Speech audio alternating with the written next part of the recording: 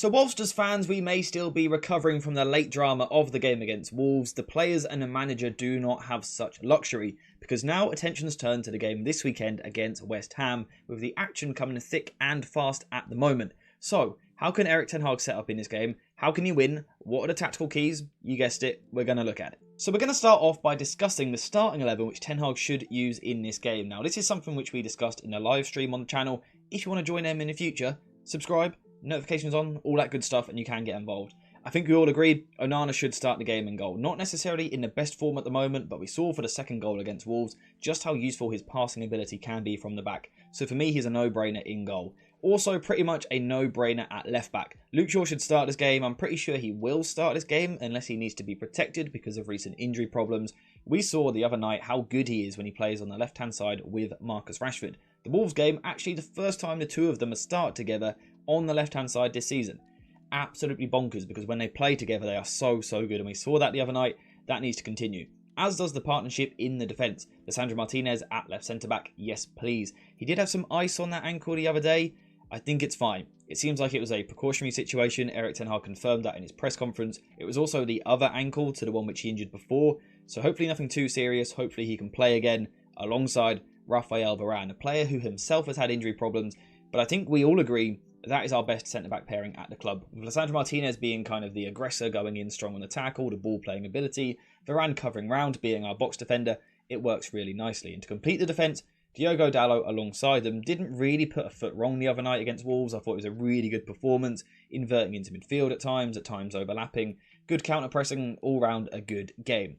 Midfield, slightly more question marks, simply because Erik ten Hag has said this season that Kobbie Mainoo can't play every 3 days over a prolonged period, and I'm also not sure that Casemiro can either because of his injury problems. However, Mainoo, Casemiro, that is the midfield we are going to go with, and potentially rotate in future weeks. I think at the moment it's really important for Erik ten Hag to get some consistency with his starting 11, simply because we haven't seen it all season. So let's get them both in the team with Kobbie Mainoo and Casemiro in the midfield. Completing the midfield, Bruno Fernandes. Not his best game against Wolves in terms of his end product, but certainly playing further up the pitch in a centralised position as he did on Thursday night. He looked like he could get into better areas. So if he can do that again in this game, and then add, the usual end product we expect from him, could be pretty dangerous. The same for Garnacho on the right hand side. Got into really good positions the other night. Perhaps struggled a little bit with his final delivery, but again I think it's a no-brainer on the right wing. Antony came on and was terrible. So go for Garnacho on the right wing. Left wing, it has to be Marcus Rashford. Personally, I don't feel that I need to say more than that. But again, that link up with Luke Shaw, his goal threat, really good form recently in terms of goals and assists in the past 5 games. Really dangerous player, as is Rasmus Højlund up front. We have a striker. We have a young striker who could lead this line for the next 15 years or so. And he's finally starting to produce because those around him are giving him more of the ball. Rasmus Højlund up front needs to happen. So that is the team which I think Ten Hag should go for. Now we need to look at actually how they should set up and how it should play out on the pitch, where the game's actually played. So before we continue into the video, a quick shout out to today's video sponsor, jerseyfifa.com, the home of all of the greatest football kits. Whether that be the new latest releases or the old classic ones like this, Jersey FIFA has something for everyone, and now you can check it out yourself using the link in the description down below. And also make sure to use code JerseyFIFA for 10% off when you order. So in terms of how that lineup actually looks on the pitch, it's probably something looking like a 4-2-3-1 shape, or perhaps a 4-3-3, with Bruno Fernandes a little bit deeper, Kobbie Mainoo higher. But I prefer the idea of a 4-2-3-1. Now for the purpose of today's video, we are going to focus on Manchester United in possession. And the reason for that is because West Ham do not tend to dominate the ball in games. David Moyes is the manager, we all know what that is like. And they don't average that much possession, about 40% so far in the Premier League this season. So Manchester United should have the ball. What are the problems they're going to face? Well, West Ham will often press the ball in a 4-2-3-1, and I would imagine Calvin Phillips will be tasked with pressing a little bit higher. However, if United use the shape and the structure which we saw in midweek, we should have too many players in these deeper areas, outnumbering West Ham. And with West Ham actually being quite passive when they press as well, I think United should be able to play the ball out from the back, work the ball towards the halfway line, and even in those situations, have the +1 in the build-up. So let's say Dalot pushes a little bit further forward into this position, Kobbie Mainoo and Casemiro are the double pivot, and we build with a back 3 like this. We can see that United have 5 players in this area, West Ham only have 4. So United have the +1, and when those players include Lisandro Martinez, Luke Shaw, Kobbie Mainoo, real technicians who take their time on the ball, I think United will be fine in these areas, progressing the ball from the back, and I think it will be quite easy in that position. Next up, how do you actually progress the ball into the final third? Well, before we do that, we need to talk about the intent of the team. Let's do what we done in the first half against Wolves, which is what? Not force the ball forward. Not force the ball forward too quickly, not turn this into a transitioning game with lots of counterattacks. We don't want that, because West Ham will hurt us. Kudus, Bowen, ring any bells? It's dangerous. Manchester United need to control the game, and the way to do that is to get Kobbie Mainoo on the ball and keep Casemiro keeping his game simple like we saw in midweek. And also, keep Bruno Fernandes nice and high for as long as possible, because you guys know why.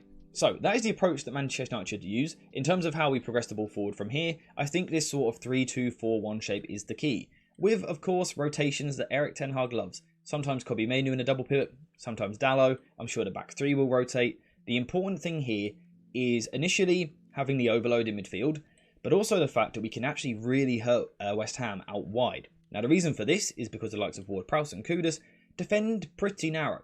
They're pretty narrow, so we may not see tons of ball progression in central areas in this game. However, out wide it may be a different story, particularly with a front five being created up against the back four of West Ham. And what happens when you do this? You can get 2 versus 1 situations against a fullback. So for example, Kobbie Mainoo can make a run off the ball, which we saw was so effective against Wolves, selfless runs in the final third. Dragging someone like Emerson with him, this gives Garnacho more time. Or Emerson doesn't take the bait, he goes aggressive towards Garnacho. Garnacho can now play the ball in behind for Kobbie Mainoo. And again, we saw how important those rotations were against Wolves in midweek. Dummy runs, third man runs, rotations in the final third worked really well. With Dalot and Casemiro also getting involved in that, backing the team up. These are some of the things which Manchester United need to do. Once again, what we need to see also is just good decisions in the final third. The likes of Garnacho and Rashford not being too aggressive in the duels. Every time you get the ball, you don't have to dribble at the fullback every single time.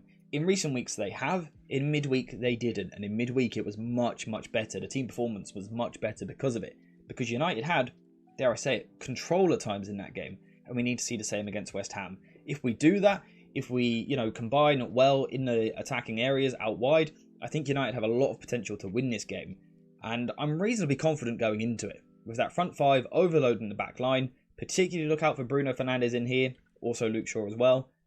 I think United should have too much going forward for West Ham to deal with. In terms of how United react defensively, the important thing is going to be our back line being nice and high, connected to the rest of our team. We can't see one of those games where our centre-backs are back here. They've got to be connected with the rest of the team, so that when United lose the ball, the reaction can be positive.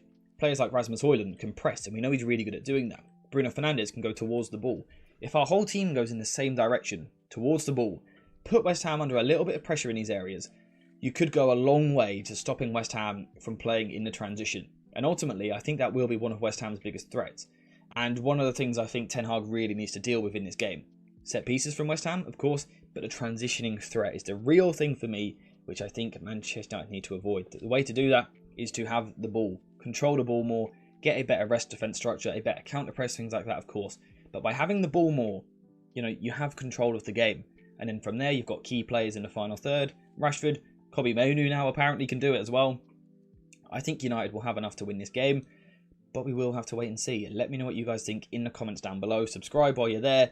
Like the video, notifications on, all of that good stuff, and let me know your predictions for this game. Apart from that, we are finished though for today. So thank you guys for watching. I hope you have enjoyed it, and as always, I'll see you in the next one.